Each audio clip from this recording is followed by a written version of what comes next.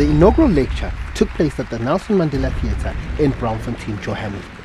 It was on July 19, 2003, when the 42nd former president of the USA, Bill Clinton, delivered the Nelson Mandela lecture. The best birthday present for Nelson Mandela would be for the world to do more for Africa, former President Bill Clinton said. Clinton and his wife Hillary joined the audience as they sang happy birthday to the former South African president, who turned 85 on that Friday.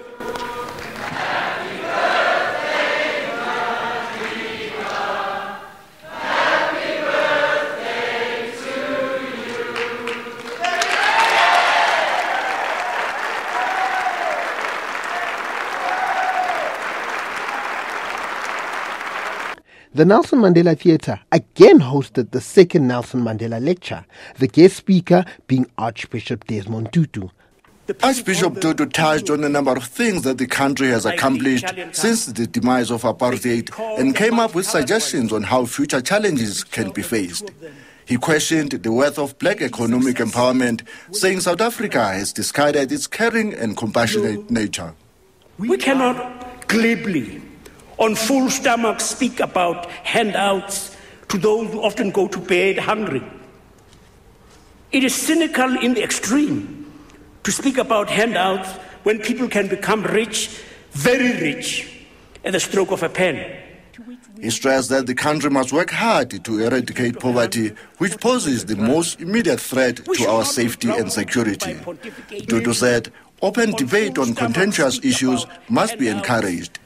He cited, among others, issues such as proposed basic income grant to fight poverty and South Africa's policy on Zimbabwe. We need to find ways in which to engage the hoi polloi, the so-called masses, the people, in public discourse through Indaba's town hall forums so that no one feels marginalized and that their point of view matters, it counts. Kenyan Nobel laureate Professor Wangari Maathai delivered the third Nelson Mandela lecture. Addressing a panel that included Nelson Mandela, Bill Clinton, and Archbishop Desmond Tutu, amongst others, Maathai painted a solution to Africa's problems that was almost elegant in its simplicity. Equitable distribution of resources cannot be effected unless there is democratic space, which respects the rule of law and human rights. Such democratic space gives citizens an enabling environment to be creative and productive. What is clear is that there is a close linkage between sustainable management of resources and equitable distribution of the same, on one hand, and good governance and peace on the other. These are the pillars of any stable and secure state. During his presidency, South Africa's Thabo Mbeki delivered the 2006 lecture. I believe I know this as a matter of fact, that the great masses of our country every day pray that the new South Africa that is being born will be a good, a moral, a humane, and a caring South Africa, which as it matures, will progressively guarantee the happiness of all its citizens. Another Nobel laureate, Kofi Annan, delivered the Nelson Mandela lecture. The former United Nations Secretary General focused on Africa's progress, saying much still needed to be done in areas of security, development, and human rights. Stability in Africa may be spreading, but a continent at peace, which after all is what we all seek, remains a distant goal. Most Africans have come to recognize the high cost of persistent conflict, the years of squandered development, the displacement of people, the enormous loss of life. And most realize that they need to work together to pacify this continent. Liberia's President Ellen Johnson Sirleaf presented the sixth Nelson Mandela lecture in Soweto. She stressed the importance of transparent, accountable government and the need to fight corruption in Africa. Our government has taken strong action to combat the scourge of corruption. It is our fervent belief that anyone who uses state power to steer public resources to his or her personal benefit must be held accountable.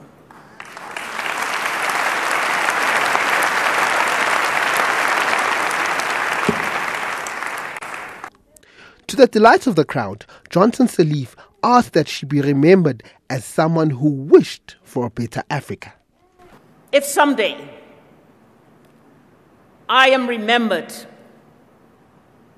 as one of the many dreamers who came in your wake, who, unable to fill your shoes, walked in your shadow, to build a new Africa that I can think of no other place to be in history.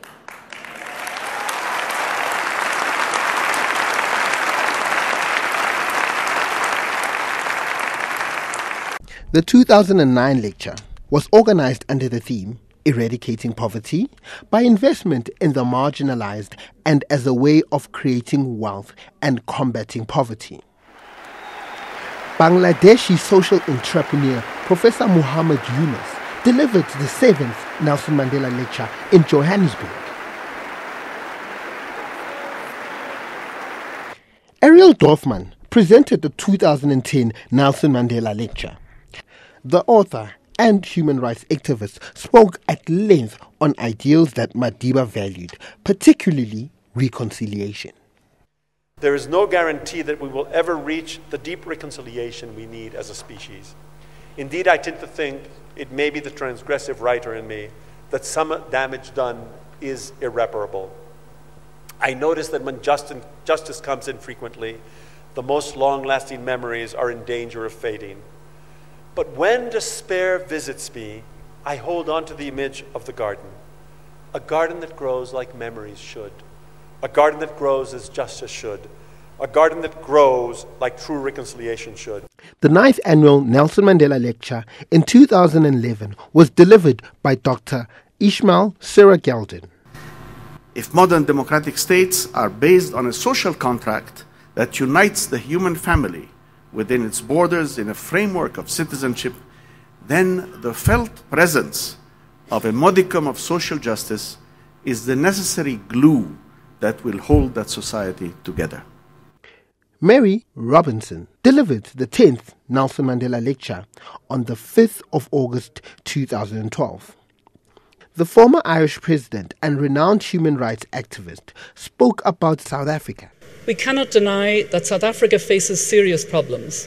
I read about them in the newspapers. I hear about them from my South African friends, and I see evidence of them with my own eyes. The scourge of poverty, with which, as that National Plan of Action stated, democracy is irreconcilable, has been a central theme of my human rights work. So undermining is poverty of human rights. Where you witness extremes of wealth side by side with dire poverty within the same country, it is more divisive than an overall condition of poverty. The venue for the 11th Nelson Mandela Lecture was the University of South Africa. UNISA bears significance in that Mandela studying law with the university.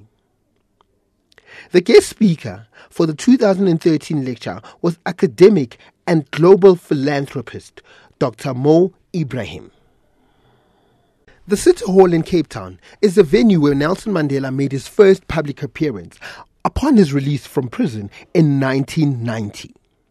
This venue was also host to the 12th annual Nelson Mandela Lecture, which was presented by Chilean President Michel Bachelet.